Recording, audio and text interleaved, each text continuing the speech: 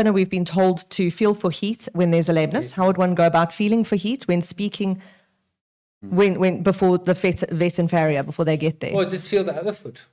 Nice comparison, yeah. Yeah, just feel the comparison. So the pulse and the heat of the feet is, are the two. I think the pulse is, so remember, lameness can be anything, you know. So if your horse is lame, it can be a plethora of things. But what you want to have a look at is how lame is it is very important. And you try and grade it where 1 is hardly anything, or it's not putting its foot down at all. It's 5 out of 5. That's a 5. So just work out somewhere between there.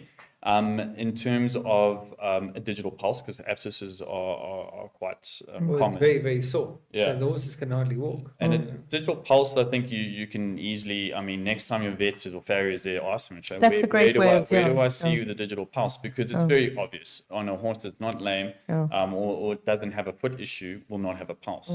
But if you have a pulse, it doesn't necessarily mean that you just have an abscess. You could have a pedal fracture that will give you any type of pain in that Thank you for foot. giving Amy a vivid nightmare. So, That's wonderful. But I mean, the point, like any sort of pain that's in that region will cause increased blood flow to that region because you have inflammation, and that can be caused by a multitude of things. So you're going to have increased blood going in those palmar digital arteries. So that's the whole premise behind it. But you might have a horse that has a joint issue and you're not going to see much, maybe, you know.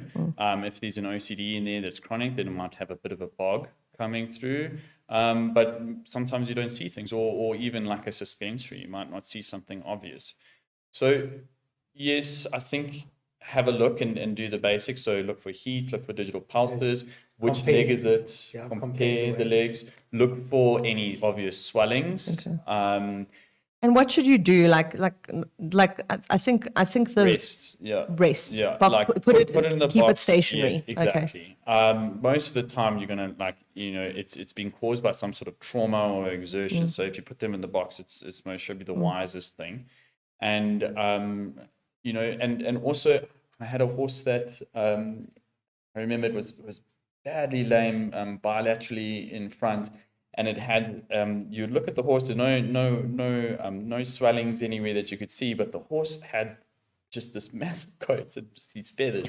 And ultimately what I did is I shaved it down, and then you could actually see the tendons that were, so feel your horse, don't, put your hands on it. But again, be familiar with the legs. It's an ongoing thing. So, when we all started taking our temperatures in COVID, was something that horse people have known for years, is everyone has their own baseline temperature. And you need to know what your horse is so you don't have a heart attack.